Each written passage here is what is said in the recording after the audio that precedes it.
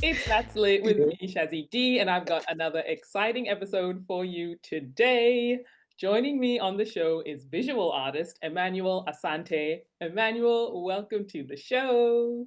Thank you, Sharon. I wanted to start by asking what inspired you to become an artist? What inspired me to become an artist?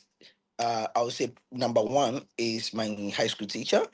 When I was in high school, I didn't know what I want to do. All I needed, what I wanted was to be a teacher. But however, meeting her, talking to her, she actually helped me shape guided me to become an artist by telling me that, Emmanuel. But I wasn't in the headspace. I wasn't in a good headspace when I was in high school. So I showed her the marks on my hand, and she was like, "Emmanuel, you shouldn't put a pen on your body.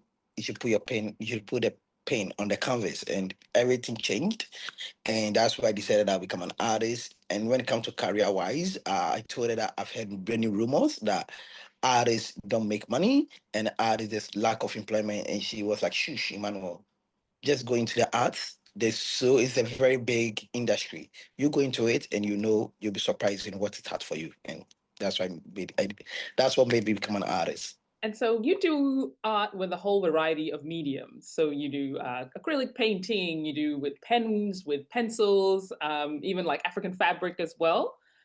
You've also been working with coffee art.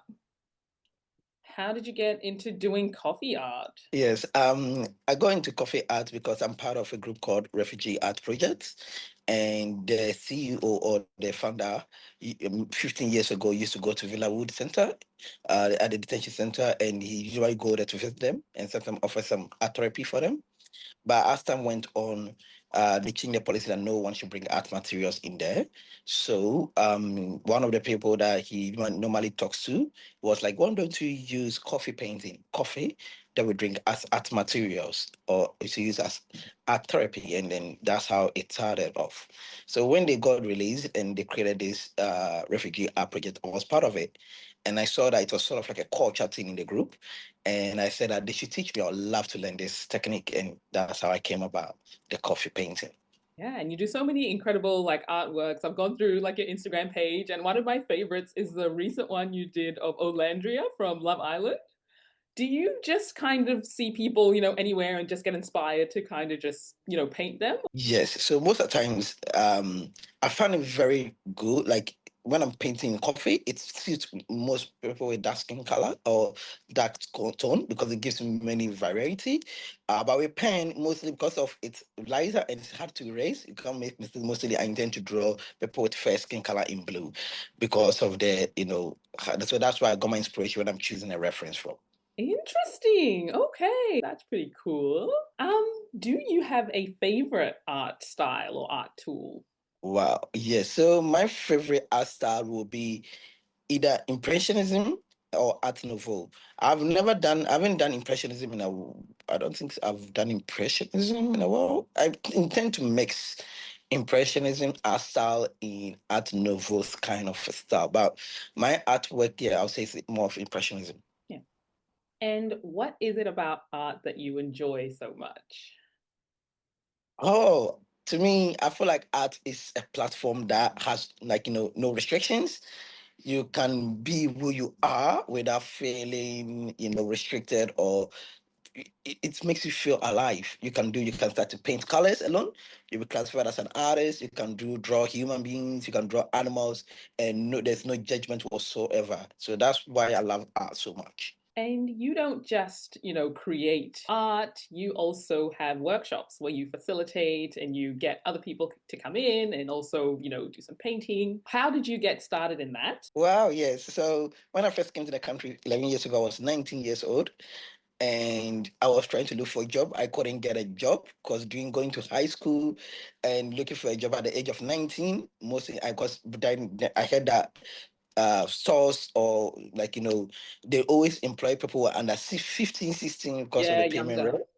younger. Yeah, so 90, I couldn't get any job. But however, I was doing voluntary for this organization, whereby after school they help It's called Save the Children. It's an after school program whereby students comes, enjoy and create art or do whatever. So I was volunteering and it got to a time like, nah, Emmanuel, we have to pay you. And that's why I got my first employment teaching art in Save the Children. And that's where I did my first ever workshop. And right from there, yeah, it's been incredible journey. You're on the board for We Are Studios.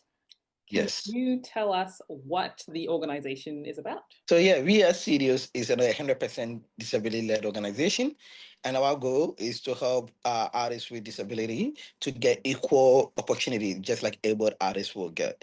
So our goals is actually helping with the right tools, equipment. If there's a skill that you need to grow as an artist, we are there to provide it. And what has it been like, being on the board? Oh, very incredible.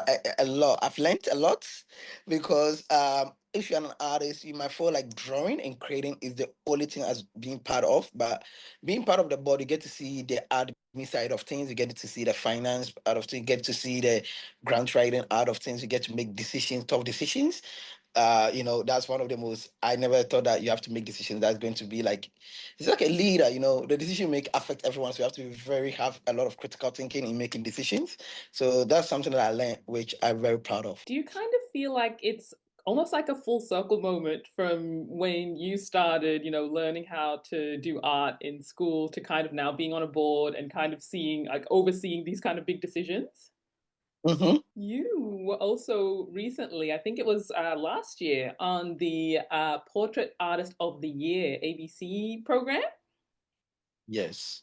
Can you tell us about that program? Because I understand you had to paint, is it Sahai, the yellow wiggle? Yeah, it's just a very incredible experience. The judges are nice. The participants are nice. My colleagues that I was doing the competition with was also beautiful. Like it's one of the, I think it gives a platform to emerging artists or creators, artists who wants to get it. Like it's a whole different level because it's a competition. Because in most of the times, as an artist, you are creating your own space. But yeah, it gives you another challenge that challenge yourself to see how better you can work under pressure and also get to know someone. So it's one of the incredible experiences I've had in my life that I would love to, redo it or whatever it is. Is it different painting someone, what's it called? Still life. Is it a whole other kind of challenge versus painting something that's static, like a picture or, a photo? Yeah, it is. Both of them have their own challenges.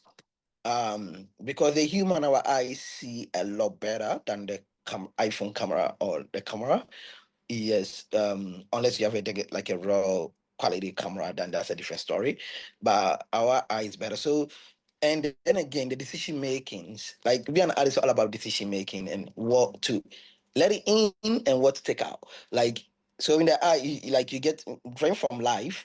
You get to decide what angle you want to paint, the lighting because the light will be changing. You don't have a static lighting because the sun will be shining, whatever. So it changes the human and the human to moving as well. You have to bear that in mind too as well. So you have to be very creative to know that okay, if this is the pose that I want, I'm gonna draw her or paint her from this like that.